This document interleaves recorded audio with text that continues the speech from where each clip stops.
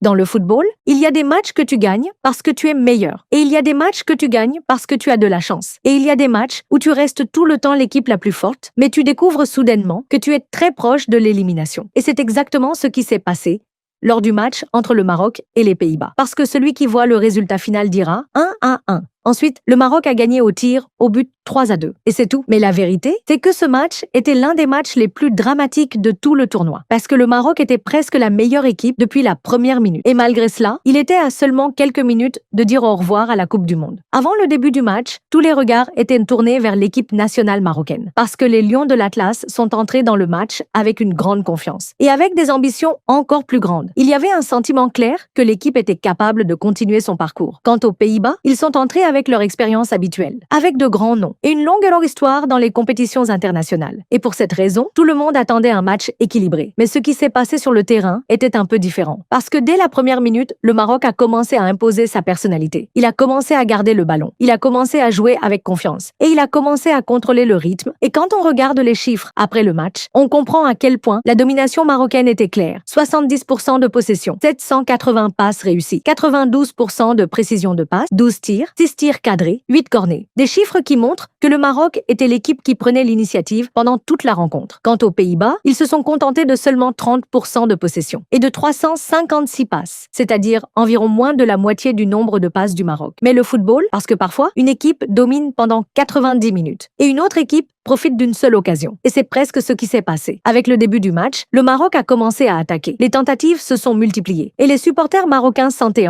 que le but était proche. Mais le problème, c'est que la dernière occasion manquait toujours d'un petit quelque chose, parfois la dernière touche, parfois la dernière passe et parfois l'excellence défensive néerlandaise. Et avec le temps qui passait, la tension a commencé à augmenter parce que le Maroc était la meilleure équipe. Mais le score était toujours de 0-0 et c'est l'une des situations les plus dangereuses dans le football. Parce que plus tu rates d'occasions, plus l'adversaire commence à croire qu'il peut voler le match. Et c'est exactement ce qui s'est passé. La première mi-temps s'est terminée sur un match nul sans but. Mais le sentiment général était que le Maroc était plus proche de la victoire, plus proche de marquer et plus proche de la qualification. Avec le début de la deuxième mi-temps, la domination marocaine a continué. La possession a continué. Les passes ont continué. Et il était clair que les joueurs étaient convaincus que le but allait arriver. Mais le temps a commencé à passer. Et les minutes ont commencé à défiler et les supporters ont commencé à s'inquiéter. Parce que la domination sans but devient parfois un problème. Puis les Pays-Bas ont commencé à s'améliorer un peu. Ils ont commencé à sortir de leur zone et ils ont commencé à essayer d'exploiter les espaces. Et ici, le choc est arrivé, à la 72e minute, sur une attaque rapide. Le ballon est arrivé à Cody Gakpo, l'un des joueurs les plus dangereux de l'équipe nationale néerlandaise. Et le joueur n'a pas hésité. 1-0 pour les Pays-Bas. Et soudain, les tribunes marocaines sont devenues silencieuses. Et soudain, tout a changé. Parce que l'équipe qui dominait, l'équipe qui créait plus d'occasions, l'équipe qui jouait mieux, était maintenant menée au score. Et c'était l'un des moments les plus difficiles du match. Parce que le sentiment était un peu injuste. Mais le football ne reconnaît pas le mérite.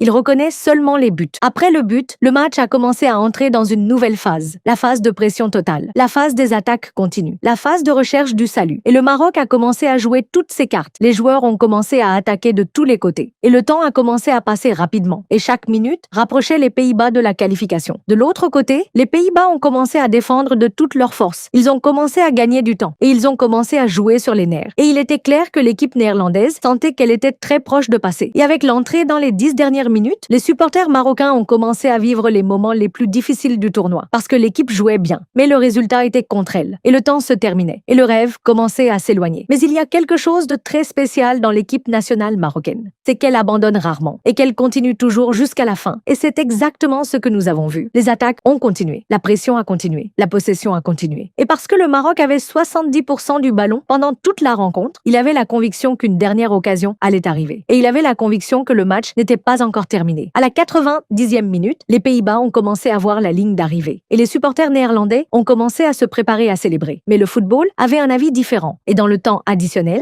le moment qui a tout changé est arrivé. Issa Diop. Au moment où le Maroc avait besoin de lui. Et dans un moment où l'erreur n'était pas permise. Le ballon est arrivé jusqu'à lui. Il a tiré et le filet a tremblé. 1-1. Une explosion dans les tribunes. Une explosion sur le banc. Une explosion dans chaque maison marocaine qui suivait le match. Parce que le but n'était pas seulement un but d'égalisation, le but était un but de survie, un but de sauvetage, un but qui a ramené le Maroc du bord de l'élimination. Et en quelques secondes, les émotions des deux équipes ont complètement changé. Les Pays-Bas célébraient, puis ils ont été choqués. Et le Maroc était frustré, puis l'espoir est revenu à nouveau. Et c'est la beauté du football. Un seul moment peut tout changer. Après l'égalisation, le match est entré en prolongation. Et ici, une toute nouvelle phase a commencé. parce que l'effort physique était énorme et la fatigue a commencé à apparaître. Mais malgré cela, le Maroc est resté l'équipe la plus dangereuse. Et c'est resté l'équipe qui essayait. Et c'est resté l'équipe qui voulait décider du match. Quant aux Pays-Bas, ils ont commencé à penser davantage au tir au but. Et ils ont commencé à jouer avec plus de prudence. Et avec le passage de la prolongation, il est devenu clair que les tirs au but arrivaient. Et la vérité, à ce moment précis, il y avait un seul nom qui commençait à tourner dans l'esprit des supporters marocains, Yacine Bounou. Parce que cet homme a une longue histoire avec les grands moments et une longue histoire avec les séances de tir au but. Et il a une capacité étrange à apparaître dans les moments décisifs. Et quand nous sommes arrivés au tir au but, la vraie tension a commencé. Parce qu'ici, il n'y a pas de possession, pas de passe, pas de statistiques. Il n'y a que les nerfs. Le Maroc est entré dans la séance avec confiance et les Pays-Bas y sont entrés avec prudence. Puis, les tirs ont commencé et Bounou a commencé à faire ce qu'il sait faire, les arrêts, la pression psychologique et le fait de déstabiliser l'adversaire. Et plus la séance avançait, plus la balance penchait du côté du Maroc. Jusqu'au moment final, Ismaïl Saibari, le tir décisif, le ballon devant lui, la qualification devant lui et des millions de personnes qui attendent. Il a tiré et le ballon est entré et le Maroc s'est qualifié 3-2 au tir au but. Et ici, les célébrations ont explosé parce que l'équipe n'a pas seulement gagné un match, l'équipe a survécu, l'équipe est revenue d'entre les morts footballistiques. L'équipe a refusé d'abandonner. Mais peut-être que la chose la plus spéciale de cette soirée, c'est que le Maroc n'a pas gagné grâce à la chance et il n'a pas gagné grâce à une seule action individuelle. Le Maroc a gagné parce qu'il croyait en lui depuis la première minute. Parce que lorsque tu réussis 780 passes complètes dans un match à élimination directe, cela signifie que tu n'as pas perdu ton calme. Et lorsque tu atteins 92% de précision de passe, cela signifie que tu es resté fidèle à ton style, même lorsque tu étais mené au score. Et c'est peut-être la plus grande différence entre les grandes équipes nationales et les équipes ordinaires. Quand une équipe ordinaire est menée, elle commence à se précipiter. Elle commence à jouer des longs ballons. Elle perd son organisation. Mais le Maroc a fait exactement l'inverse. Il a continué à jouer de la même manière, avec le même calme, avec la même confiance, comme si les joueurs savaient que l'occasion allait arriver, même si elle était retardée. Et peut-être que c'est pour cela. Lorsque le but d'Issa Diop est arrivé dans le temps additionnel, on n'a pas eu l'impression que c'était un but arrivé de nulle part. Au contraire, on a senti que c'était une récompense naturelle pour une équipe qui avait mis la pression pendant tout le match, une équipe qui a refusé d'abandonner et une équipe qui a continué à essayer jusqu'à la dernière seconde. Et c'est la raison qui a rendu ce but un moment très spécial, parce qu'il n'a pas seulement sauvé le Maroc, mais il a aussi rendu justice à un match entier dans lequel le Maroc était la meilleure équipe pendant la majorité du temps. Et en réalité, si on regarde tout le match, on trouvera que le Maroc méritait la qualification, pas seulement grâce au tir au but, mais grâce à la performance. 70% de possession, 780 passes, 92% de précision de passe, 6 tirs cadrés et une domination claire pendant la majorité des périodes du match. Quant aux Pays-Bas, ils ont payé le prix d'une seule chose, c'est qu'ils se sont repliés trop tôt après le but et qu'ils ont permis au Maroc de continuer à mettre la pression